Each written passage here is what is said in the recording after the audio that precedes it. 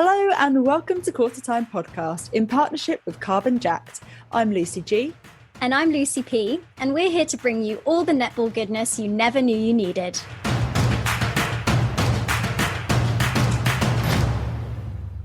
We're delighted to say that this series of Qtr Time podcasts is supported by Carbon Jacked, an environmental startup that helps you combat climate change. They're an awesome company that provide monthly memberships which plant trees, support epic climate projects, and help you to reduce your carbon footprint. Memberships start from just £2.50 per month, so you can help save the planet for less than a cup of coffee. Signing up is super easy. Go to carbonjack.com and enter NetballPod for a huge 30% off. The link is in our show notes. Go check it out.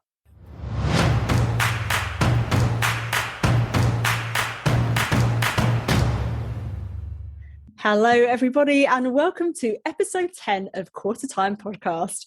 It's been another big week of netball, as always. Wouldn't have it any other way. We're now on episode 10. We're into double digits, Luce, for season 2. How exciting. So what have we got coming up on today's show, Luce?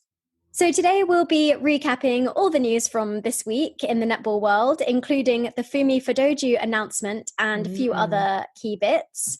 We'll go on to our 3-word summaries of round 11 of the Vitality Netball Superleague, including our game of the round and our player of the round.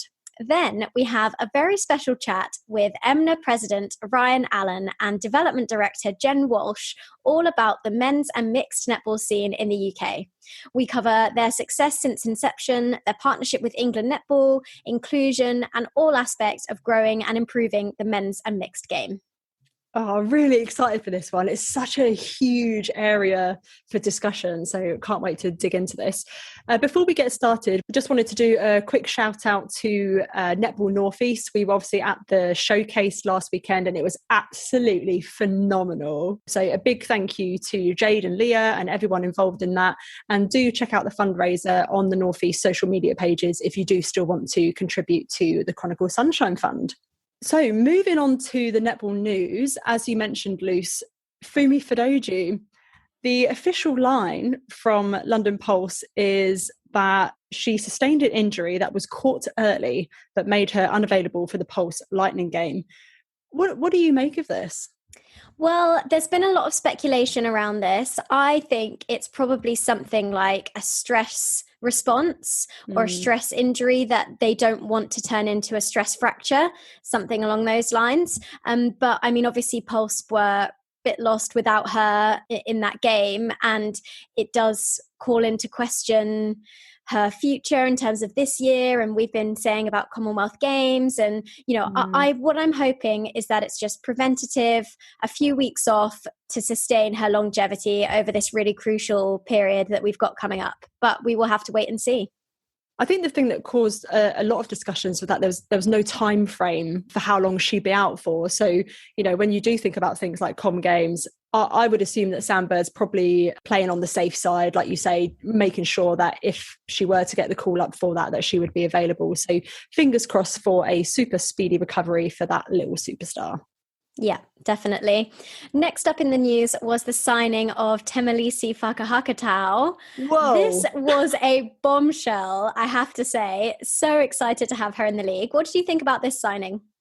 I was mind blown. It just came out of nowhere. Like, obviously we knew that Jamila McCarthy was out for the season, and I think because it was a few weeks ago, people had almost forgotten that there was an injury replacement to happen. But wow, like, talk about a big name. Although I am curious to see how she actually gets on when she is able to get onto court, because she was quite costly when she last played in the ANZ in terms of penalty count. So we know the differences with umpiring across different leagues and different countries. So very interested to see how she gets on. Yeah, and we will recap on this a little bit later on in the episode. And lastly, we have to touch on this social media post and the discussion on Sky Netball about the super shots in the Vitality Netball Superleague. Luce, are you super shot or super not for the VNSL? I'm going to say this, and I really don't want you to hate me. Oh my God. I am on the fence. How dare you? I know. And I know that that's not a good place. And I'm not planning on staying here forever. I want to try and fall one side or the other. But I'm really I'm really in two minds about it, like I love seeing them put up those long bombs, I have to say. I think it's weird that it's only for 5 minutes. Mm-hmm. So I think you just go all in and you just do it. It's 2 points from there at any time. But I don't know if in our league it would work at this stage because of the variation that we have. Or maybe it would. Maybe you'd see Lefebvre Radaman shooting them from close to the circle edge and getting Dragons closer to a win. Who knows? But I mean, the game is changing. It's evolving. Don't know if we're ready for this yet, but I wouldn't rule it out. I actually cannot believe that I am hearing this right now. I know. I'm definitely team super not.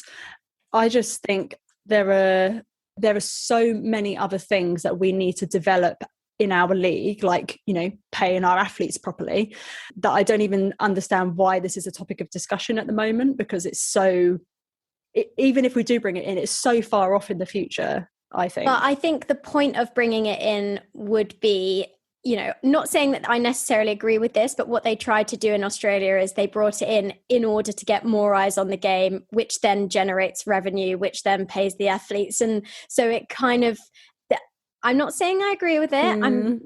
I'm very much not falling on one side or the other.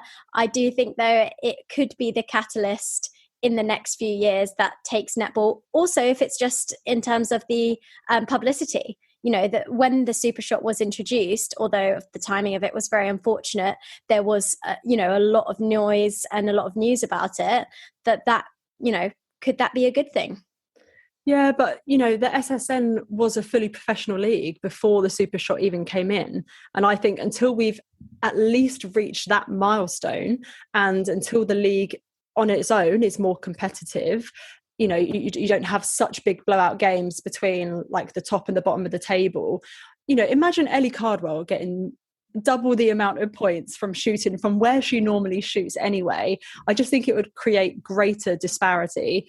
And I think it's absolutely the wrong priority for our league.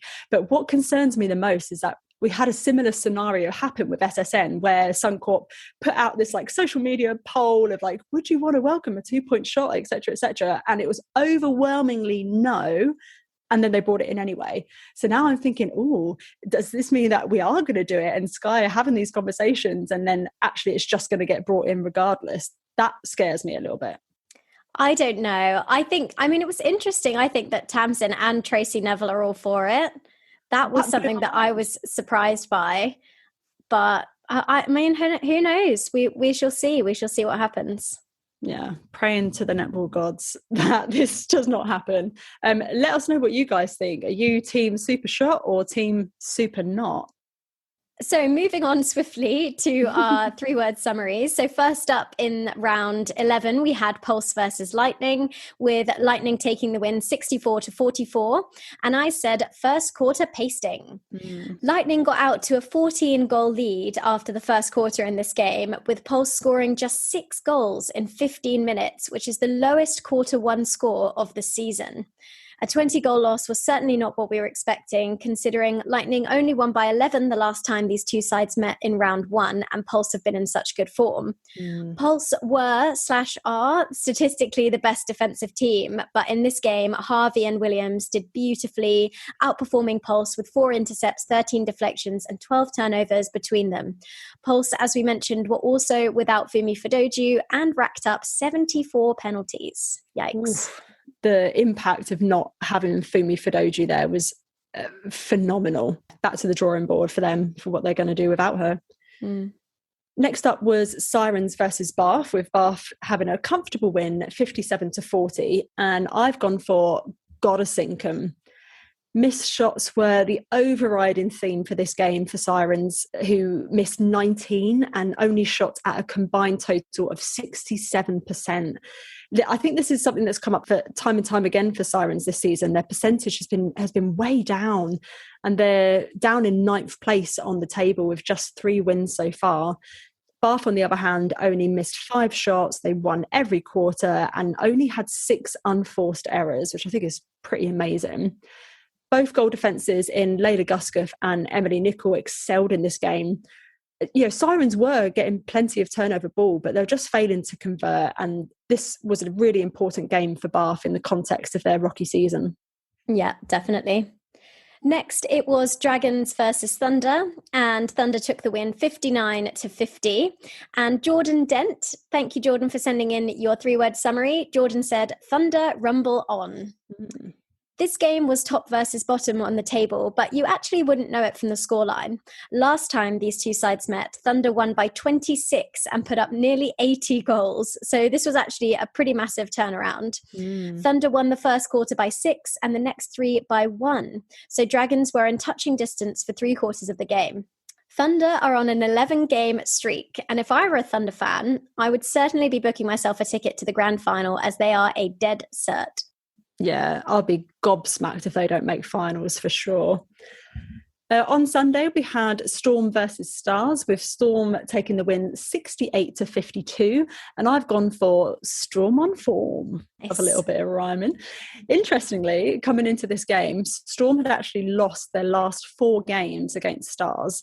This wasn't the case, though, in this game, with Storm making a comeback in the second quarter and going on to have a really dominant second half. It was actually Storm's joint highest score of the season, and they snuck into the top 4 ever so briefly before the Mavs game that followed. This was also Storm's 4th consecutive win, which is the first time that they've managed that since March 2017, whereas Stars are unfortunately still on their longest run without a win. Oh, wow. Great stats, Luce. Thanks. Next up on Monday, we had Mavericks versus Wasps, with Wasps unfortunately going down 43 to Mavs 62. And for this one, Caroline Barker said this in commentary. We'll hold our hands up. She didn't actually send this in. She just said it on commentary, but she said a ratty performance. And we think that sums up this game pretty well. It was really scrappy, and at times, I just think not a particularly great display of netball. There were moments of greatness from Mavs, but many of those were gifted to them by a Wasps side who pretty much just fell apart. This game showed that Wasps need an alternative GA option to Paris that isn't Rachel Dunn. Paris was being outmuscled and out-hustled by an outrageously good Gibson and Quashie. The Corbin sister combo was lethal, and once they got going in quarter 2, Mavericks were away. Yeah, for sure.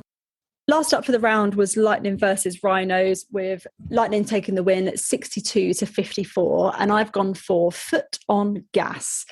It was a good start from Rhinos, taking a handy 2-goal lead after the first quarter, but thanks to a wobble from them in quarter 2, Lightning were really able to put their foot on the gas and bag themselves a 7-goal lead, which Rhinos just weren't able to claw back throughout the rest of the game.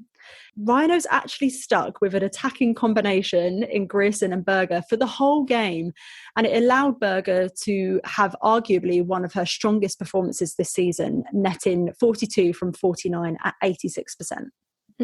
Interesting. I wonder if that's the one they'll go with going forwards. Next up, we will move on to our game of the round.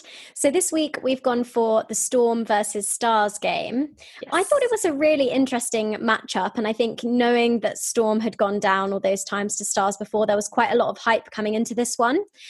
Storm, they only had 4 unforced errors in the entire game. Magnificent work. Yeah, love that. 45 from 46 for Peace. But a special mention, I think, to Frankie Wells for putting up 21 from 26 at 80%. That is high volume for her and for any goal attack, actually. But Peace didn't actually score her first goal for around 4 minutes, as Stars were just doubling back on Peace a lot in quarter 1 to really put the pressure on Frankie. But I thought she stood up to it well, and she even got a few defensive stats to her name as well. Then from quarter 2, Peace was kind of coming out of the circle a bit more, and it worked nicely. And I just thought that attack line was just humming in this game. I was really impressed.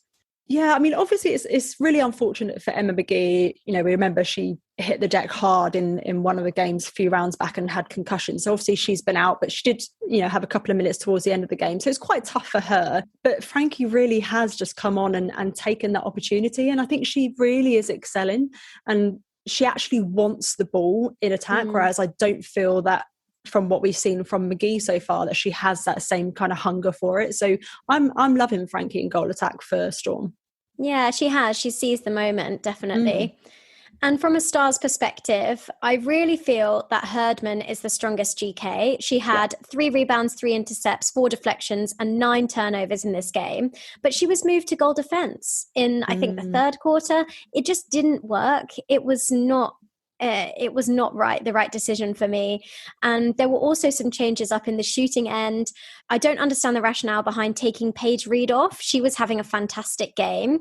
And Katie Harris came on and unfortunately missed her first 2 shots, which gave Storm so much momentum going into the second half.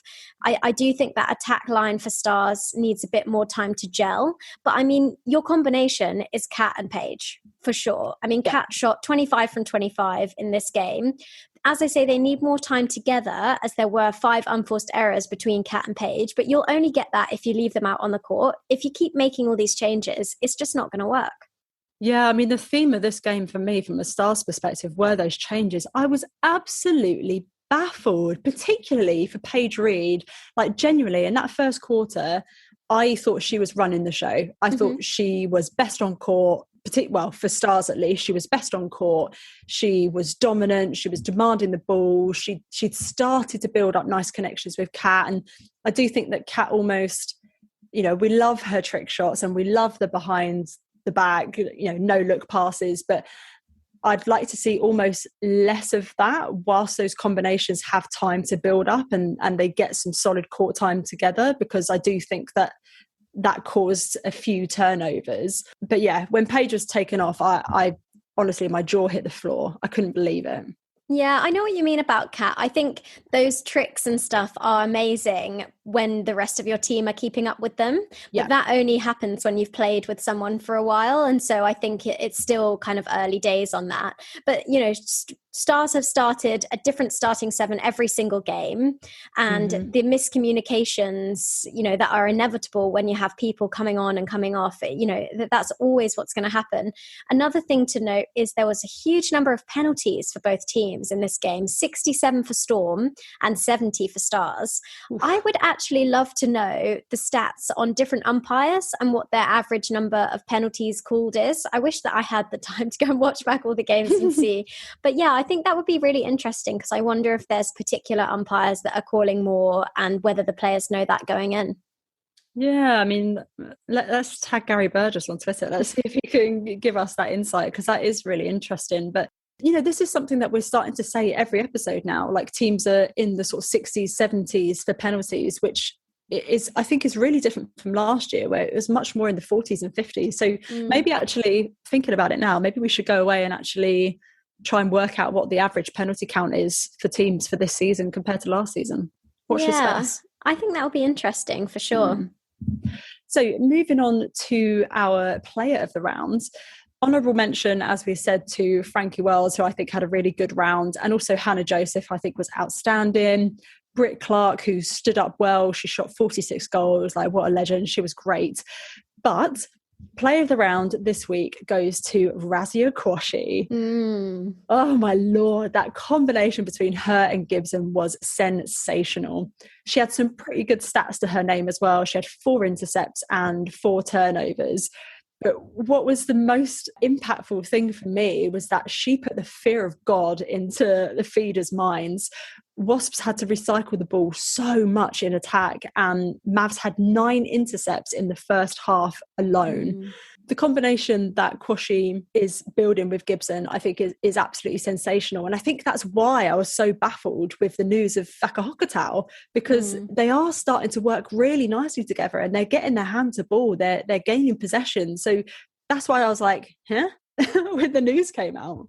Yeah, I know what you mean. I don't know if it almost is a bit of like a challenge in a good way for Quashie as well. Like, she had a fantastic game, and this was obviously the first week that Fakahokotau was on the bench. So maybe it's a little bit of like, I've got to prove myself here. I've got to keep, going out there. She's been coming back from injury, and so I don't think we've necessarily seen the best of her up until this point. But I mean, it's great. It's great to have that little challenge and that contest. Yeah, absolutely. But I think as well, another thing that was interesting from the Mavs press release is that they said Fakahokotau was a versatility defender. So she does all 3 positions. So imagine her in wing defence with Gibson and Quashie. Like, that is petrifying. But also, how good would that be for Zaranika, who's sort of starting to own that wing defence position, to have Fakahokotau almost as like a mentor or that kind of role model? I think that would do great for her Rose's prospects as well, because she's in that setup. Yeah, it was interesting because Tracy Neville was sort of saying in the commentary that she wants to see our Roses playing instead of imports. But don't forget that they may also be playing against them, which is great experience. So, for example, if we did have Temalisi in the goalkeeper position up against Liv Cheen, that's a fantastic matchup, which gains valuable experience for young Roses. So it doesn't always necessarily have to be about playing positions. We've got 11 teams. That's plenty of teams to have our Roses and have our imports out there as well. Yeah, for sure. And actually, maybe that will force our Roses to have greater versatility. Like, I would love to see Kwashi out in goal defence and then Gibson in wing defence, and Fakahokotau in goalkeeper. Like, there's so much they can play with there now. But overall, I think this was an incredible outing for Kwashi. We're seeing her almost back to her best form after injury, which is a great time for her to sort of come to her peak with Commonwealth Games selection, World Cup next year. I do think she'll miss out on Com Games, but for World Cup, she absolutely could be there. Yeah, defo. Coming up next, we chat to Ryan Allan and Jen Walsh from the England Men's and Mixed Netball Association, otherwise known as EMMNA.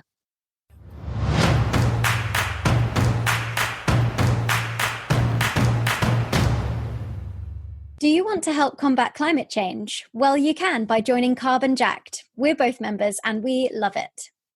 Memberships start from £2.50 and your money goes towards amazing projects, from planting trees in the Peak District to providing refugees with sustainable solar cookers. You can get a huge 30% off by entering Netball Pod when you sign up at carbonjack.com. Carbon Jacked also do loads of great work with businesses, so get in touch if your company wants to become more sustainable. All the info you need is in the show notes, so make sure you take a look.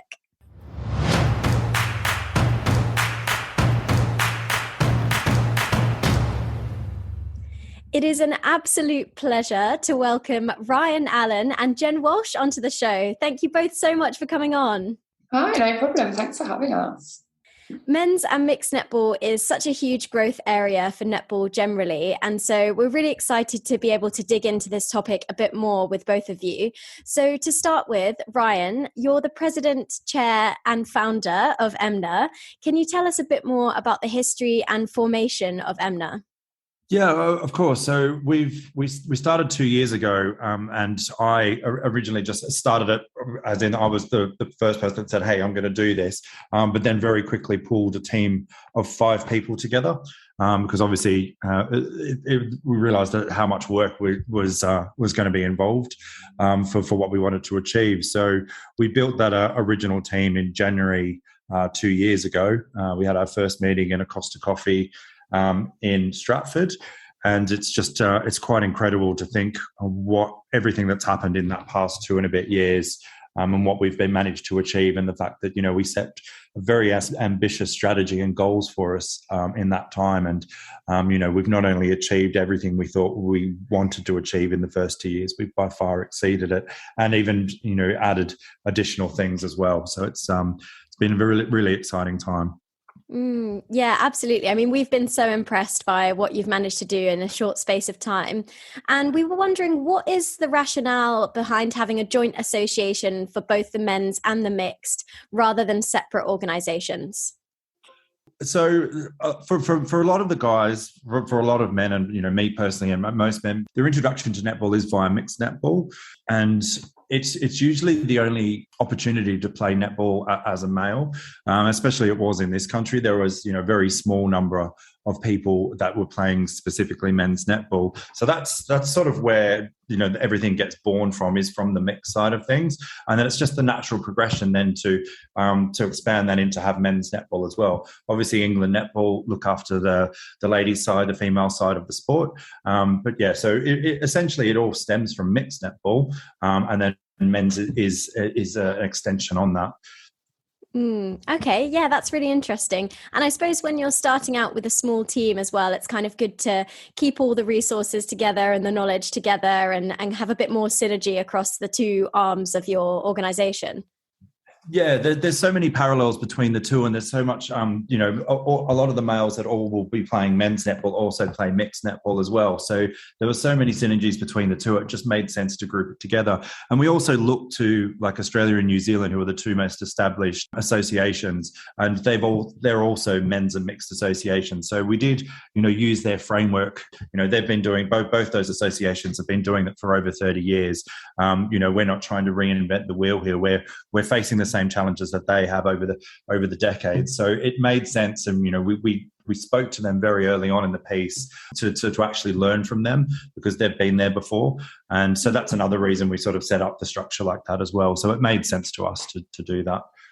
Yeah, no, absolutely. And Jen, you're the development director for EMMNA. So can you tell us a little bit about your role and your primary objectives? Yeah, of course. So within my team, I've got 3 people. Lewis focused on men's development, Oscar focused on mixed development, and Soph focused on youth development. So within those 3 streams, we've got objectives to help really grow those pathways. And it is about pathways. It's not just about sort of the elite and high level end of the spectrum. We're also really looking to fill that gap of 11 to 16-year-olds, and how we really inspire them both through boys and mixed netball. So our key objectives this year around men's is looking at some key men's exhibition matches in the summer in the lead up to our nationals. It was our first nationals last year. This year it will be August, late bank holiday weekend. So really looking to give the men as much men's practice as we can, and help to those teams recruit and really showcase themselves in exhibition matches across the summer.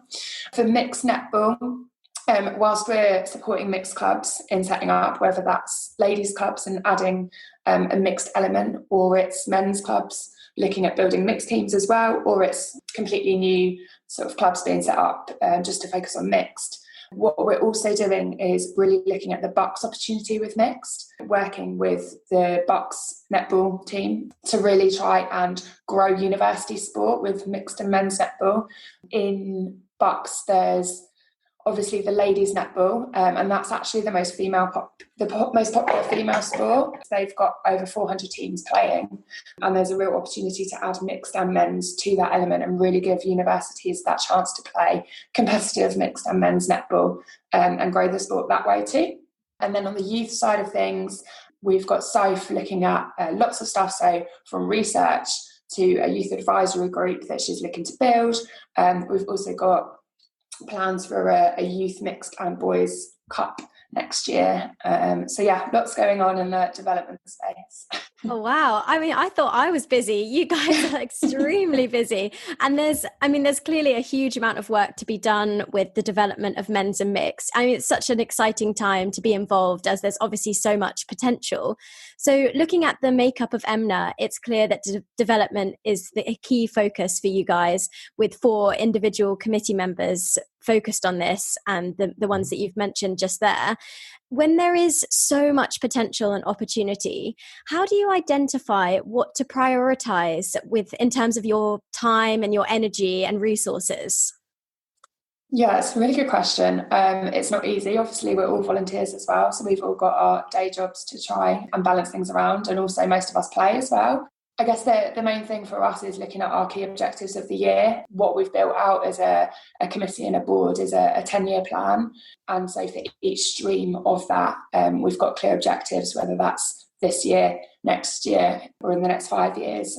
So what we try and do is really align to that and prioritise our resources to match. What I guess drives our prioritisation as well is how proactive members of the community are in coming forward, and how we can support them as well. So we appreciate we can't do everything at once, but if there are a sort of passionate group of people in a certain area that are really keen to set something up and to work with us, then obviously it's a no-brainer in trying to support them as best we can, and just work bit by bit to really grow our coverage across the country.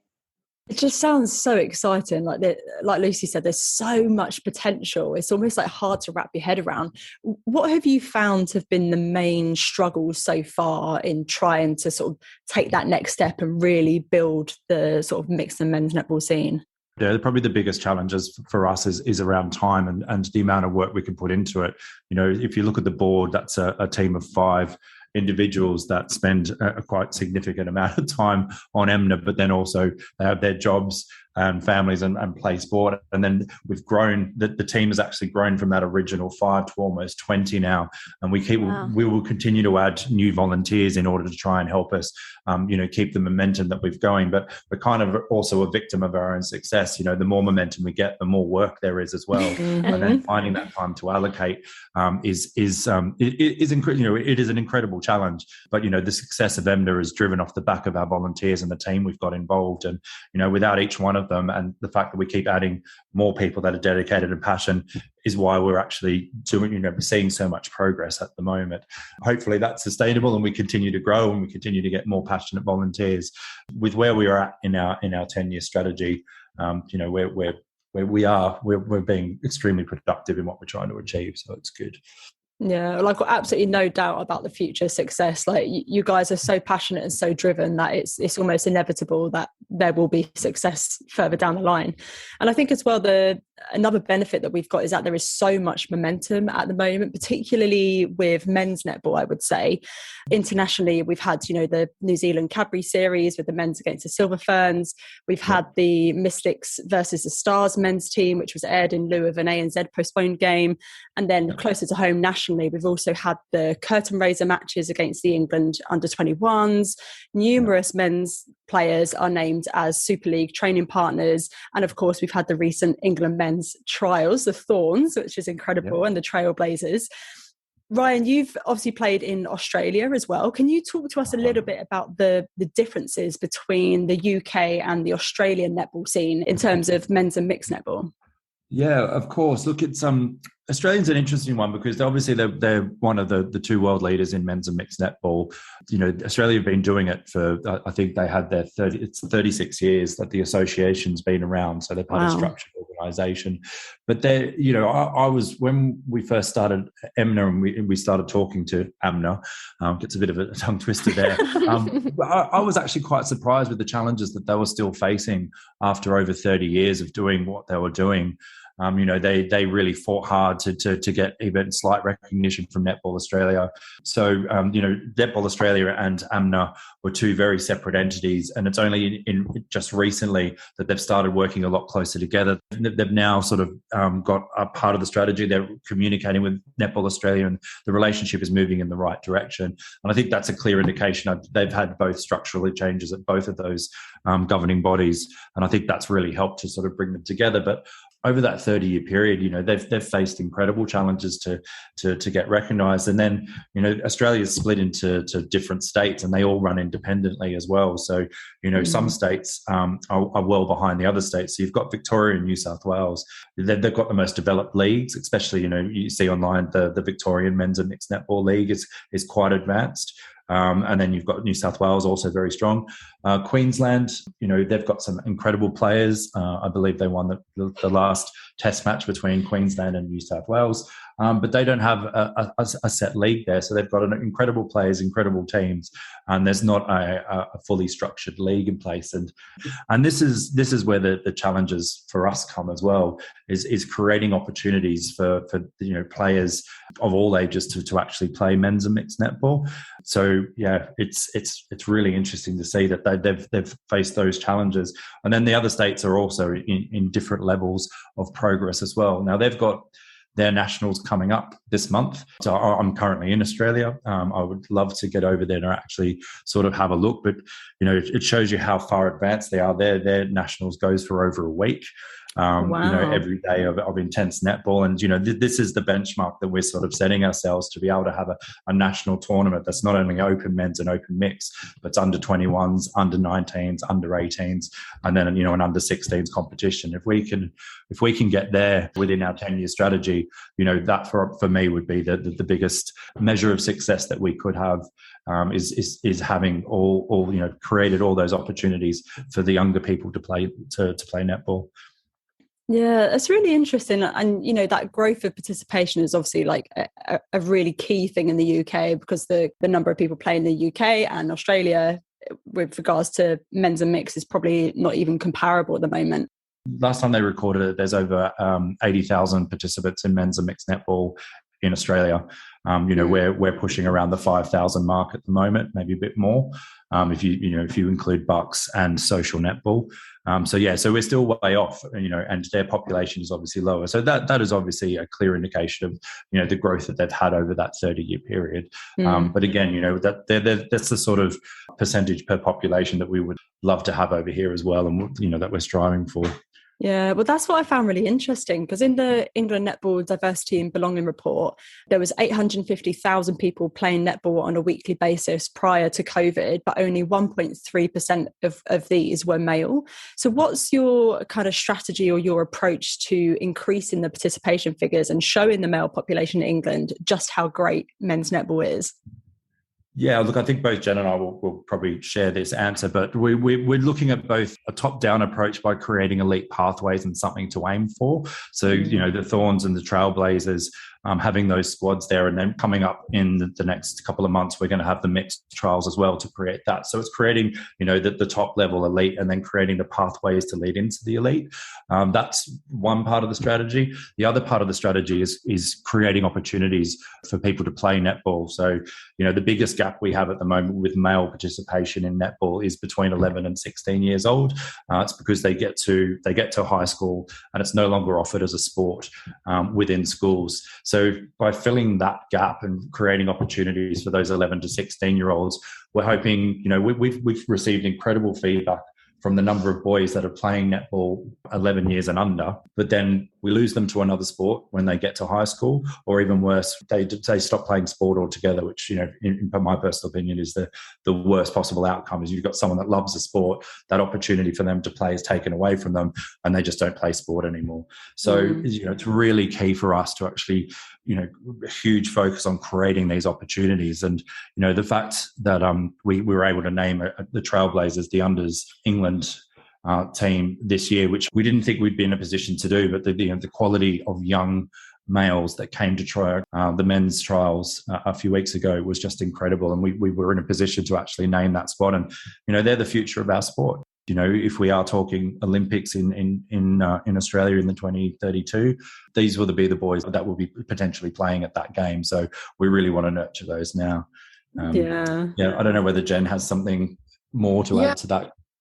I mean, I would agree. It was actually a little bit emotional at the England men's trials to have that calibre of player, and to have that opportunity to announce an under-23 team was amazing. And, those boys have fought for their opportunities. There haven't been structured pathways in place. They've gone outside the norm, fought for their opportunity to play, joined ladies' clubs, turned up to training with all sort of senior ladies.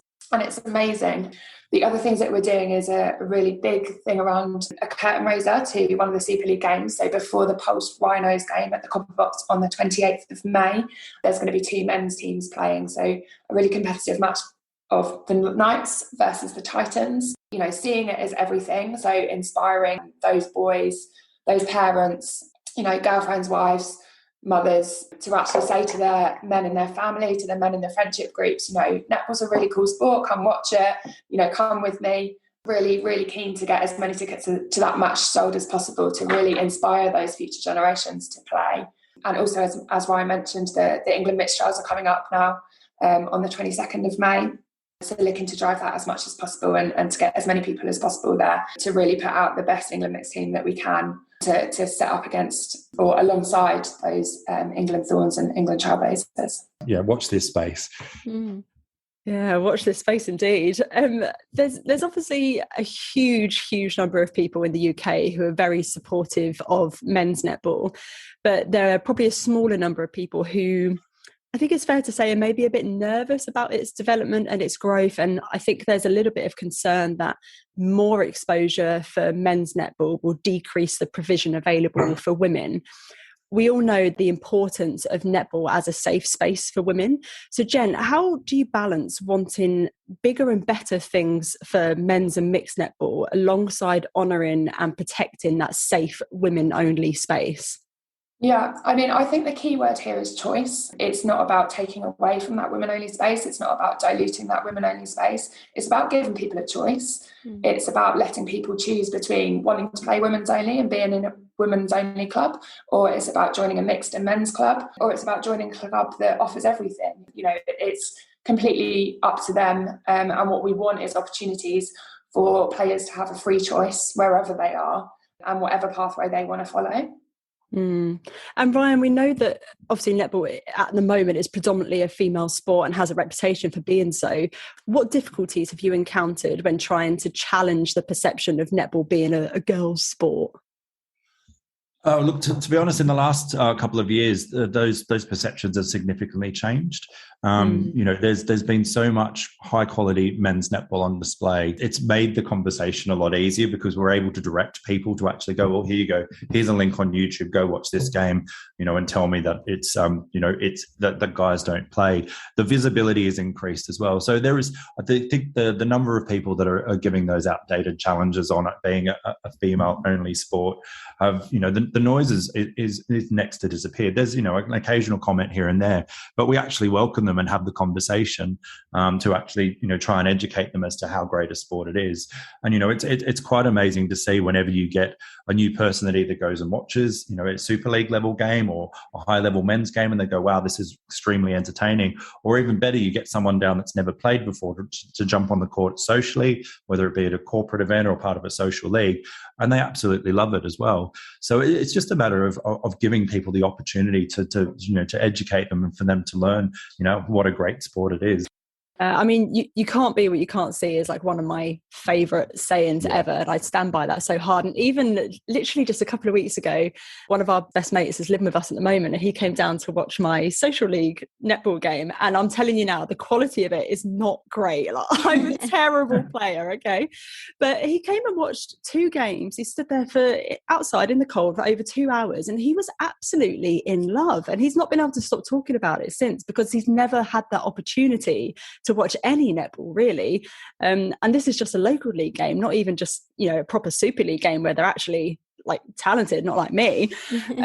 So I think it is about that exposure and having the opportunity to be able to see it, I guess.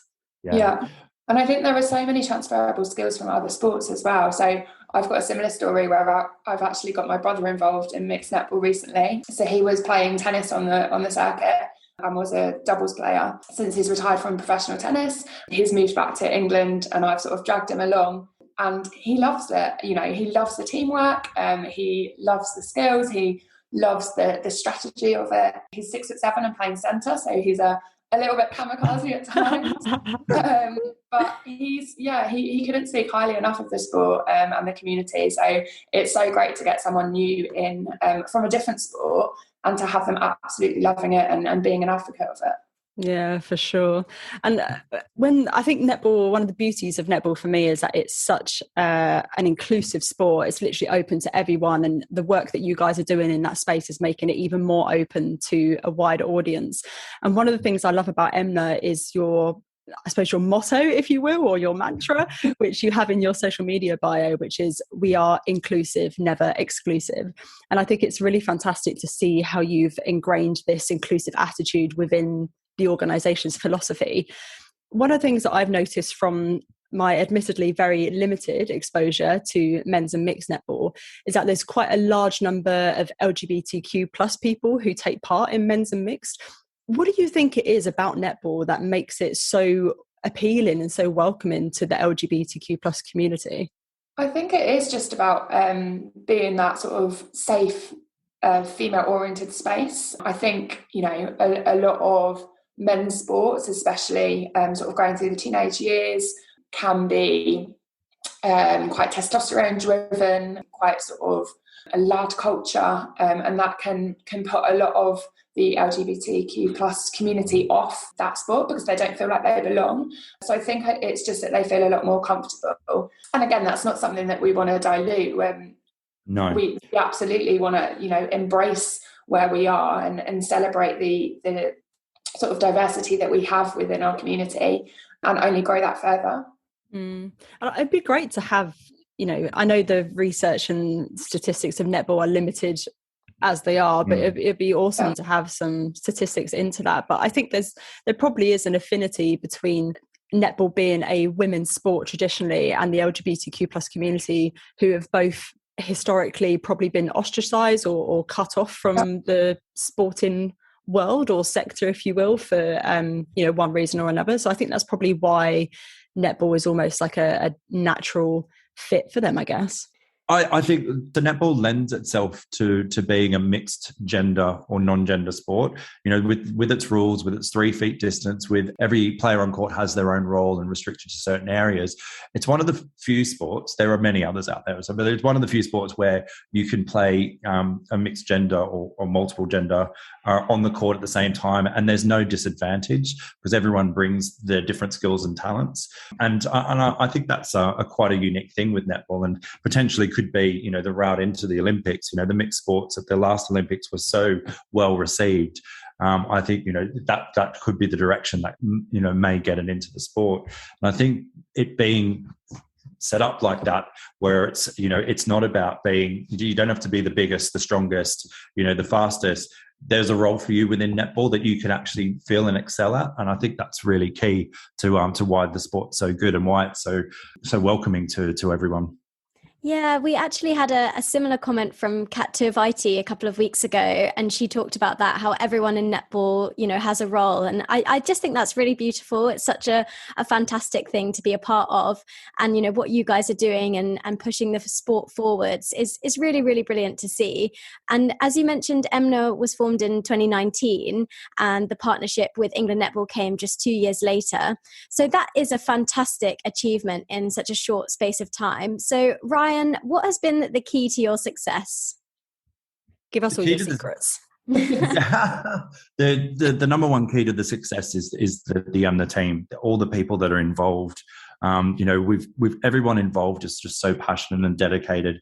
We've got so much on, and yet they give up so much of their time and wanting to achieve what we wanted to achieve. And that's the number one thing that has driven the success in the last 2 years.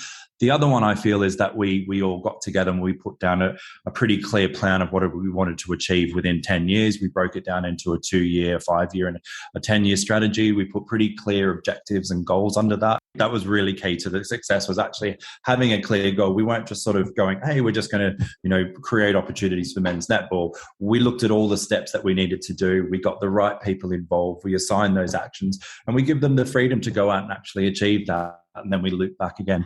So yeah, it's the team and a clear strategy that's driven the success in the last couple of years for us. Yeah, for sure. And I think that's a common theme in netball, is the team and the people and the passion that netball people in particular have is just absolutely out of this world. So we're conscious you guys are very busy people. That's one thing we've definitely learned from this conversation, is that you are super busy. So we won't keep you too much longer. We just got a couple of rapid fire questions for you. Okay. So Jen, starting off with you, and actually this is probably a bit of a mean rapid fire because I think it's going to take a little bit of thought, but who is your England mixed starting 7 out of the current Roses and the recently announced England Thorns? Oh, okay. Take some time for this because that's not really a rapid fire question, is it?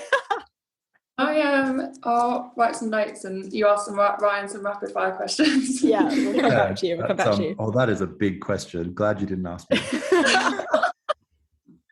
Okay, so Ryan, over to you. Who is the toughest female player that you've come up against? Ellie Cardwell, by far. Like, it's not even close. By far the most difficult person I've ever had to defend. Why? What makes her so difficult? Because it's just her movement and positioning. And 1 minute you think you've got her, you turn to go for something. She's completely cleared you out of the space. She's in another space, and then the ball's in her hand, and you turn around and you can't actually work out how she managed to get there. Her movement, her netball brain is just incredible. And I had 15 minutes against her, and I don't think I got one thing off her. She just had turned me inside out in knots. Unbelievable player, and incredibly difficult to defend. Yeah, I'm a massive Ellie Cardwell fan. I absolutely adore her. She's in my Commonwealth Games 12-person squad for sure. Oh, definitely. Yeah, 100%. Okay, Ryan, another one for you. Final one, actually, once we swing back to Jen. Who will make the men's and mixed finals at this year's EMMNA Nationals? Well, that's an interesting one because obviously I'm affiliated to one of the clubs. But look, I think and Lewis will kill me for this. I think the number one team going into nationals this year is Knights again. You know, Giants were lucky. Well, not lucky. We played a good game, but we played really well against them in the final and were able to beat them. But I think Knights definitely would go in as favourites. Look, the second position, I would love to say Giants, but the other teams, the Spartans and the Titans, have been playing so well lately. They've gotten so much more experience in the last 12 months. Titans have a really big game against the Knights coming up before the Pulse game, which, you know, we obviously are encouraging everyone to go and watch.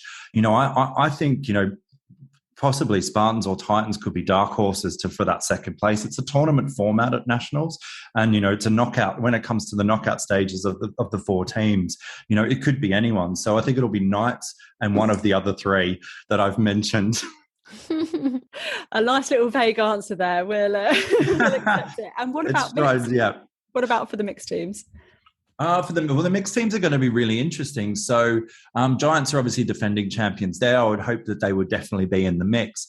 But, you know, I think we're going to find out a lot more about the mixed players from the England mixed trials later in May. Knights are also doing their first mixed team this year. You know, knowing Knights, they're going to come strong. They're going to have some fantastic players. I've heard rumours of some of the players that they've signed. You know, really excited to see where they go. Spartans last year had an incredible mixed tournament. They're going to be right up there. There's so many. There's another team down south that's got an ex-professional basketball player in there.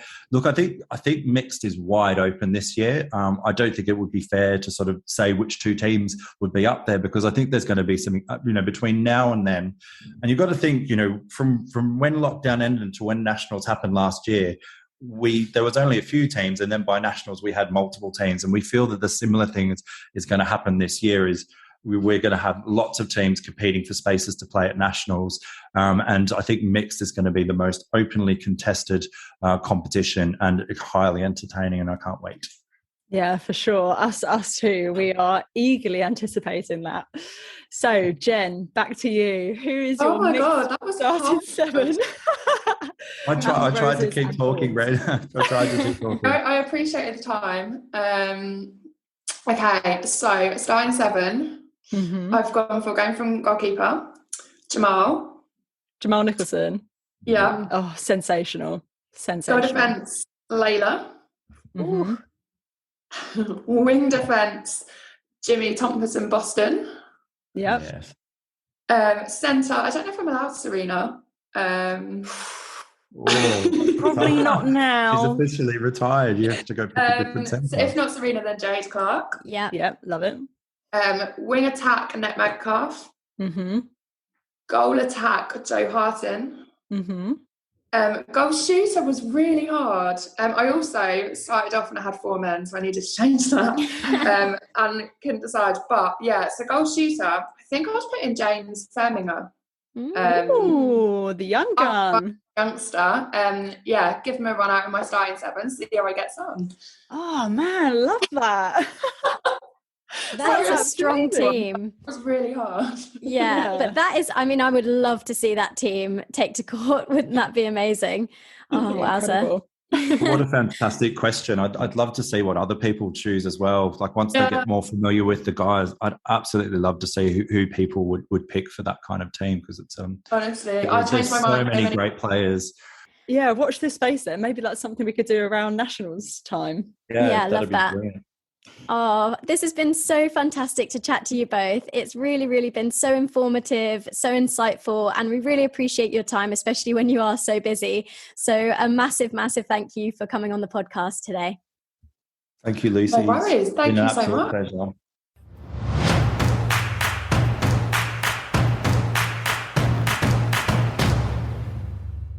Oh, what a great conversation. I really love those two. And I think that the conversation around men's and mixed netball is so important. If anyone listening wants to get involved in men's and mixed netball scene, check out the EMMNA website. Also, those fixtures that we've mentioned, do get your tickets and support the growth of men's and mixed netball in the UK.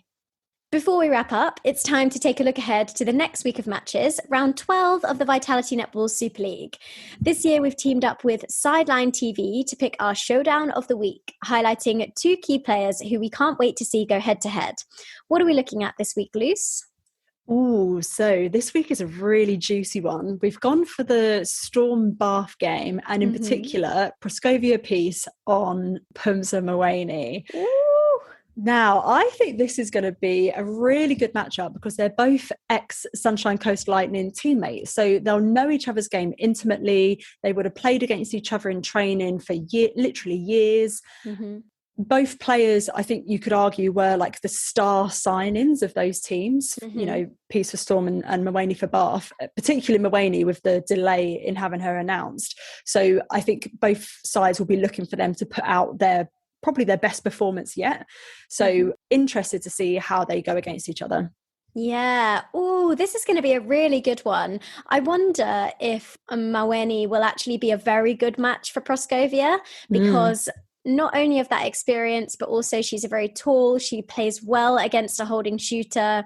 I don't know. I think this one could go either way. Yeah, for sure. Let us know what you think by heading to our socials, and don't forget to tag @sideline.tv. Thank you so much for listening to this episode of Qtr Time. We can't wait to bring you more netball chat and a wrap up of round 12 next week. Make sure you subscribe to the podcast and follow us on social media @Qtr Time Pod for the latest netball updates. Get involved in the conversation online by letting us know what you thought of the matches this weekend and which players have stood out for you. We'd also love it if you could just take 2 seconds to rate and review the podcast, as it helps other people to find us. If you enjoy listening to the podcast, please do let us know and spread the word with your netball pals so that even more people can get involved.